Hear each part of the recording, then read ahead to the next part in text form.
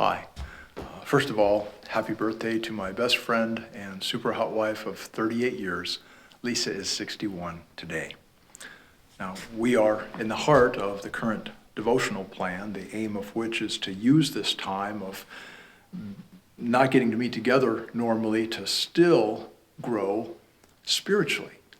In fact, to see this time as a God-ordained time where we can grow in ways that we wouldn't otherwise. To actually act like God is sovereign and good and in control and has good plans.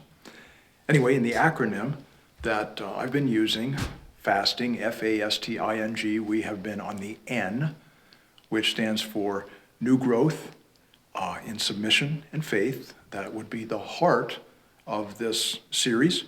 And today, the emphasis is on the faith part of that. Like many still do today, I grew up understanding faith to be a feeling of confidence.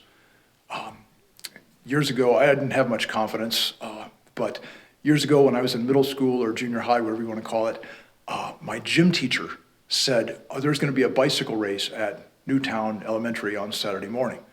Now, I didn't know anything about sports. My dad wasn't into sports except for fishing and hunting and things like that. But I was on my bike all the time if I wasn't in the creek. And so I thought, well, maybe that's something I could get into and win. And I screwed up my courage and I asked my dad, because it wasn't in bike riding distance, I said, Dad, there's a bike race, Saturday. And he agreed to take me. So we put my bike into the 64 microbus that we had, and he drove me to Newtown Elementary School. And as I was looking around at the competition, getting the bike out, I thought, you know what? I think I probably can win this. I thought faith was that feeling based on circumstances, based on, looking at the odds and going, oh, things look pretty good. But as with many things I've been talking about, God's word, which continues to corrected me about faith too, some years ago now. But still, I need this correction, this coming back, especially in Hebrews 11. Hebrews 11, 1 through 3 says, now, that's, continuing thought of the previous context, which you can read. Faith is being sure of what we hope for and certain of what we do not see. This is what the ancients were commended for. By faith, we understand that the universe was formed at God's command, so that what is seen was not made out of what was visible. So faith is being sure of God. Faith is being sure of God even with what we can't see, weren't there to see, didn't see, and also with what we can't literally see, but we can see ahead because God has said it will be so. Noah, the first example that's personal besides creation, was told by God that a great flood was coming to build a great big boat. And he used a huge amount of his very long life building a boat not near an ocean, not because he could imagine what God said was coming, but because he believed God, and his faith was shown by his obedience. Abraham was the next person there in Hebrews 11.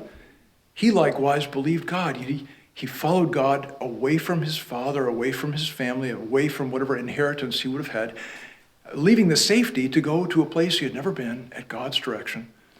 And of course, he also believed God when he said that he would have a son that would become a nation. And then he continued to believe God when Abraham and his wife, then called Sarai, got too old to have kids. Years and years and years, decades went by, and still no son.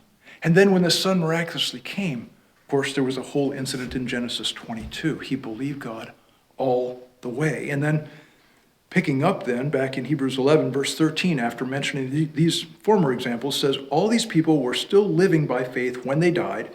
They did not receive the things promised. They only saw them and welcomed them from a distance.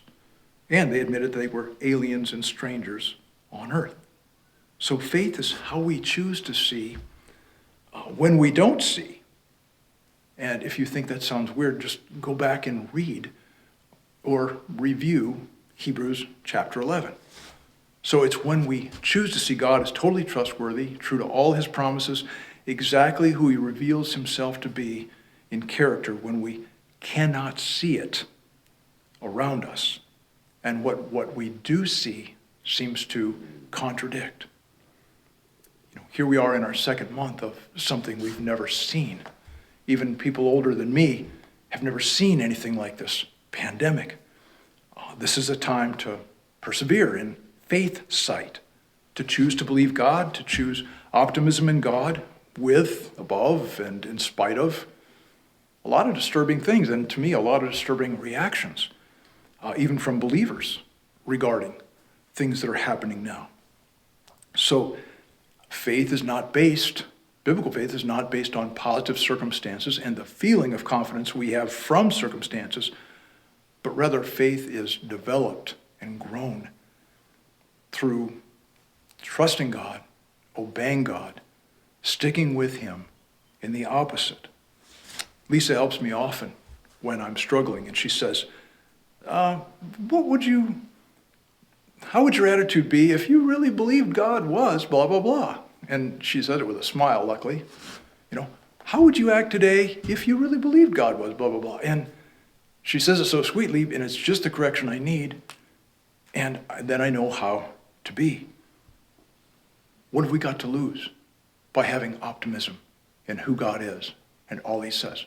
I know what I have to lose, a grumpy disposition. What have we got to gain? Well, Hebrews 11:6 talks about the fact that we can please God by faith. So, faith is a spiritual muscle. It grows on a good diet of God's Word and in the exercise of believing God and acting on that. May God bless you as we grow in faith.